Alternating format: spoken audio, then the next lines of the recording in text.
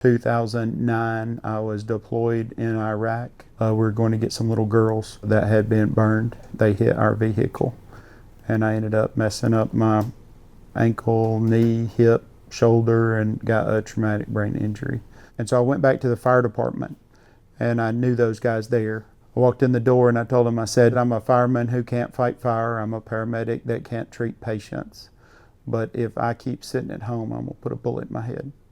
And those guys said, well, we'll find you something to do.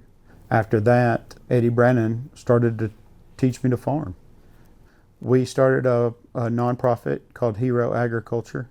We bring veterans with traumatic brain injuries, PTSD, and other problems in and help them to manage their problems through agriculture. Having been there, it makes it easier for me to understand a little bit better about what a lot of these veterans are going through. I used to have nightmares every night. I used to have all of these problems, and now it's a little bit different because when I lay down, I'm tired, and when I'm tired, I go to sleep.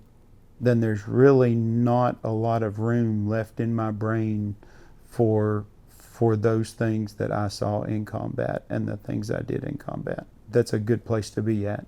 So a lot of times, I think our veterans come in at that ground level, and it's just, let me just raise 3 goats and survive with those 3 goats.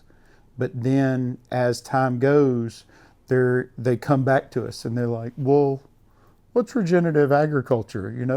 What's rotational grazing? We don't really talk about regenerative agriculture on your first visit, but yeah, we're going to talk about it before it's over with.